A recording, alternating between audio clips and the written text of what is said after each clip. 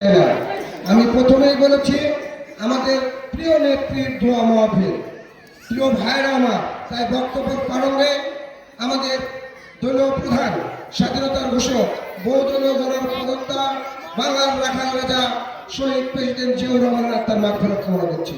তার সঙ্গে আমাদের প্রিয় মা, প্রিয় নেত্রী, যিনি বাংলাদেশ জাতীয়তাবাদী দলের জন্য নিজের জীবনকে উৎসর্গ করেছেন, বাংলাদেশের মানুষের কল্যাণের জন্য জীবন উৎসর্গ করেছেন, জেলে থেকে যিনি নিজের মাকে হারিয়েছেন, তার স্বামীর শোষক, অর্থাৎ যেখানে তিনি শোষক বড় হয়েছেন, সংসার করেছেন, সেখানে স্বামী হারাইছেন।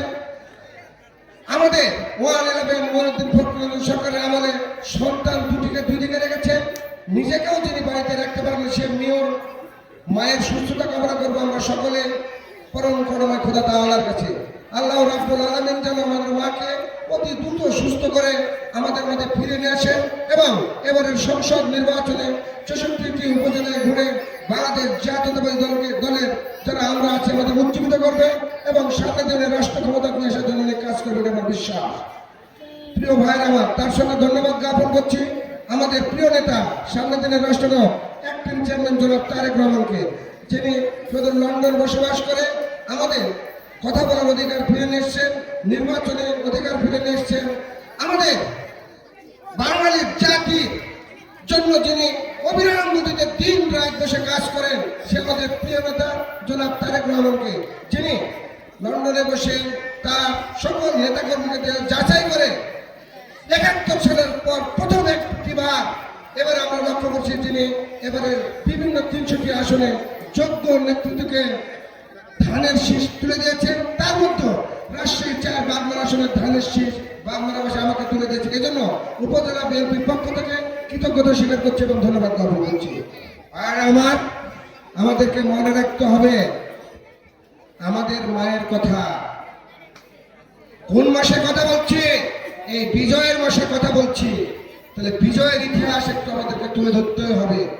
বিজয়ের ইতিহাসকে 1971 সালে 25শে মার্চ কালো রাত্রিতে পাকিস্তান হানাদার বাহিনী আমাদের দেশের সকল বুদ্ধিজীবীদের উপর ঝাঁপিয়ে পড়েছিল, নির্মমভাবে নিহত করেছিল একাধিক বুদ্ধিজীবীকে।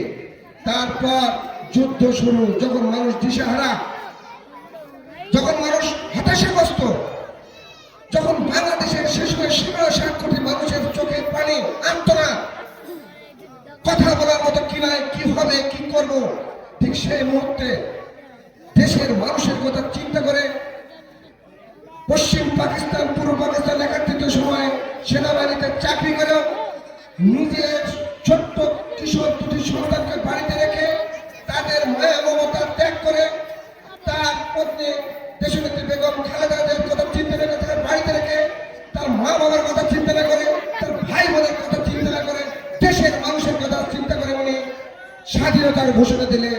স্বাধীনতার ঘোষণা দিয়েছিলেন, মানুষ ফিরে পেয়েছিলেন একটু দীর্ঘশ্বাস, মানুষের মুখে ফিরেছিল একটু হাসি।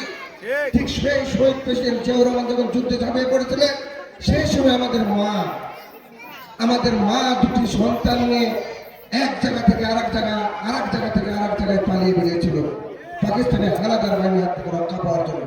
পাকিস্তানের হানাদার বাহিনীর সার্চলাইটের মাধ্যমে আমাদের নেত্রীকে খুঁজে বেড়ানোর চেষ্টা করেছিল। তারা মনে করেছিল তার সহধর্মীকে যদি আমরা অ্যারেস্ট করতে পারি, তার দুটো শিশুকে যদি আমরা অ্যারেস্ট করতে পারি, তাহলে হয়তো এই দেশের স্বাধীনতা স্তম্ভিত হবে, তাহলে হয়তো বাঙালি জাতি ভীত হবে। কিন্তু না, কোনো তোয়াক্কা না করে আমাদের নেত্রী বিভিন্ন জায়গায় ঘুরে অবশেষে কিন্তু পাকিস্তানের হানাদার বাহিনীর হাতে অ্যারেস্ট হয়েছিল এবং জেল খেটেছে। প্রিয় ভাইরা, এই সকল বিষয় জানতে হবে।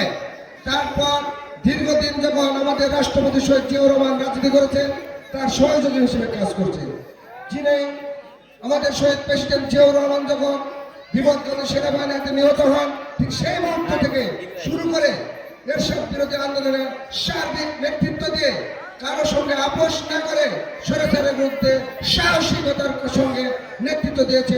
বহুবার নির্যাতিত হয়েছে, বহু কষ্ট করেছে, বহু ট্রেক করছেন, কোনো কিছুই ওনাকে মানাতে পারে না, উনি আপোষহীন থেকেছেন এবং 91 সালে আমাদের গণতন্ত্রকে রক্ষা করে আবার বাংলাদেশ জাতীয়তাবাদী দলকে ক্ষমতা নিয়ে এসছে।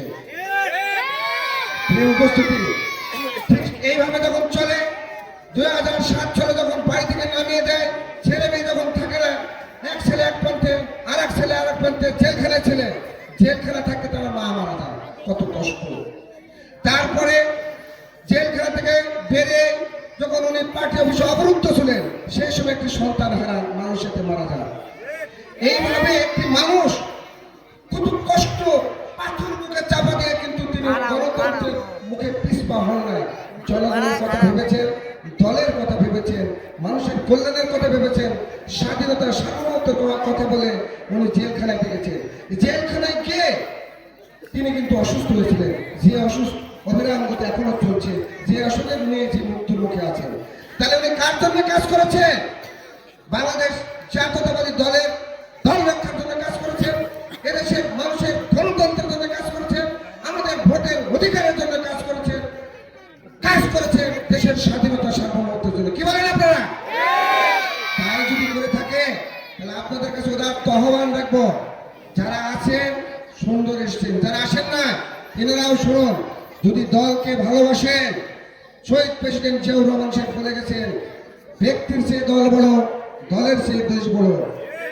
তাহলে যদি এর স্লোগান হয়, তাহলে ধানের শীষ কার হাতে আছে এটি চিন্তা না করে দলের স্লোগান, দলের আদর্শকে বুকে ধারণ করে দল সাথে, যেহেতু আমাদের নেত্রী আমাদেরকে জেলে থেকে আমাদের জন্য কাজ করে থাকে, দলকে যদি রক্ষা করে থাকে, মানুষের কল্যাণের জন্য কাজ করেন, কৃষকের কল্যাণের জন্য কাজ করে থাকেন, তাহলে আসুন কার হাতে প্রতীক সে দেখবো না। 17 বছরের কষ্টের কথা মনে রাখে, 17 বছর কুয়াশার মধ্যে বিলে ঝাঁপে ঘুমিয়ে থাকার কথা মনে করে আসুন ঐক্যবদ্ধ হয়। জনাব তারেক রহমান বলেছে, ত্রিরঙ্গ গড়ে তুলে দলের খাতিরে, দলের নেত্রী দেশনেত্রী বেগম খালেদা জিয়ার মুখের দিকে তাকিয়ে দলের ভারপ্রাপ্ত চেয়ারম্যান জনাব তারেক রহমানের কথা মনে করে আমরা সকল ঐক্যবদ্ধ হব। কি বলেন আপনারা? আসুন, আমারও চলার পথে ভুল হয়ে থাকতে পারে, যদি ভুল হয়ে থাকে ক্ষমা সুন্দর দৃষ্টি থেকে দলের সাথে, দেশের সাথে, দেশের মানুষের সাথে, উপজেলার সাথে, উপজেলার মানুষের সাথে ঐক্যবদ্ধ হয়ে বাংলাদেশ জাতীয়তাবাদী দলের ঐক্য গড়ে তুলব। ঐক্য গড়ে তুলে সামনে যে নির্বাচন আছে, এই নির্বাচনে ধানের শীষকে বিজয়ী করে জনাব তারেক রহমান যেন রাষ্ট্র ক্ষমতায় গ্রহণ করতে পারে, নাহলে আপনার হাতকে শক্তিশালী করবো। কি বলেন ভাইরা? তাই বলতে চাই, আমাদের জনাব তারেক রহমান সাহেব খালি হাতে কিন্তু আমাদের ভোট চাইতে বলে নাই, খালি হাতে ভোট চাইতে বলেছে। বাংলাদেশ জাতীয়তাবাদী দল যতদিন ক্ষমতায় ছিল, দেশের মানুষের ভাগ্য উন্নয়ন হয়েছে। তারেক রহমান সাহেব আমাদের পরিপক্ক একজন রাজনীতিবিদ, আমাদের যখন কথা বলার অধিকার নাই, বুকের উপর জগন্নাথ পাথর চাপিয়ে দিয়েছিল, আমাদেরকে যখন বোবা বানিয়েছিল, ভোট দেওয়ার কথা তো পরের কথা, চায়ের স্টলে বসে যখন